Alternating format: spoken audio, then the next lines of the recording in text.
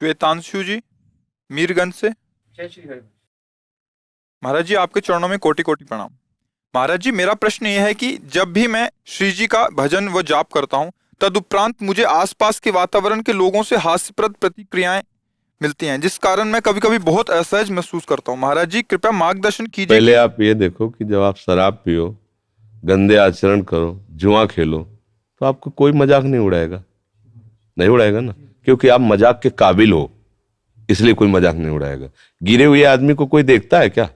जो दौड़ लगा रहा फिर गिरा, फिर उसकी हंसी की जाती है, नहीं की जाती? गिरा गिरा गिरा, जो गिरा पड़ा उसके लिए क्या हंसे?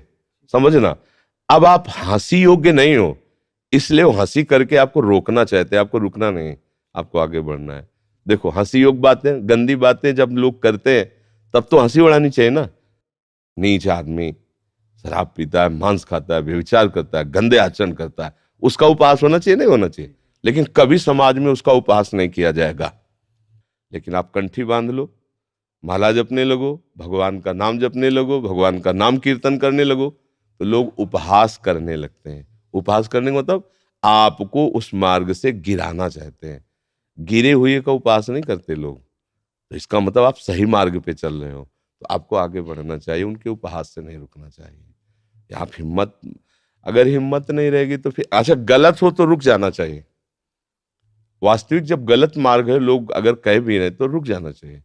प्रशंसा भी करे तो रुक जाना चाहिए। मतलब गलत हम है, वो कह रहे शाबाश चले जाओ, तो रुक जाना चाहिए।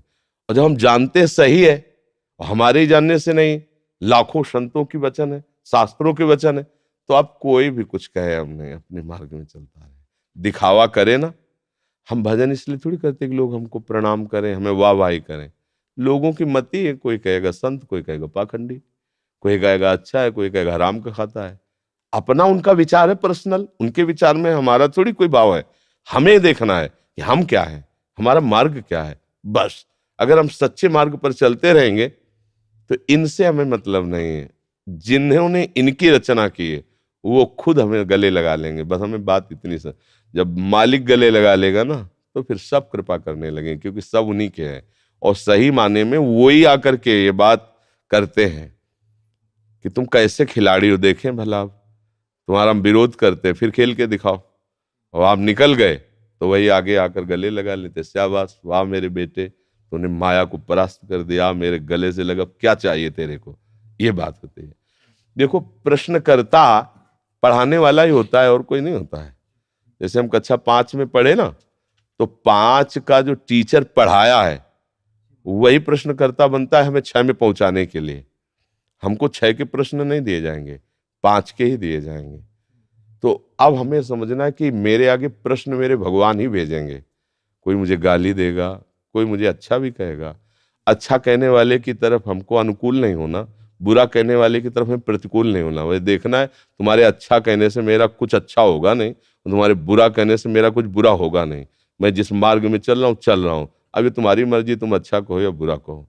इसमें ऐसे चला जाता है, किसी का चेहरा देख के नहीं चला जाता है इसमें कि लोग वाह वाह कर रहे हैं तो हम बढ़े, और अगर वाह वाह नहीं करे तो हम फिर नहीं चल पाओगे इस मार्ग में। इसमें केवल अपनी लक्ष्य देखना है, मैं गलत तो नहीं हूं। और इसका प्रमाण शास्त्र और संतों की वाणी से।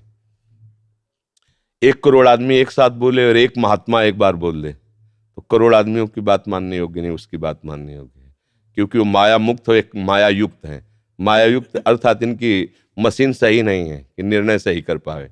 वो जो बोलेंगे सत्य बोलेंगे, जो वास्तविक भगवत मार्ग के पथिक हैं। तो मान लो प्रगट में हमें नहीं मिल रहे, तो हम शास्त्र हैं, गीता जी हैं, भागवत जी है, सब भगवान की वाणी है, या भगवत प्राप्त महात्माओं की वाणी, उसमें देखना चाहिए। अगर हम सही हैं तो फिर त्रिभुवन में हमें कोई परास्त नहीं कर सकता।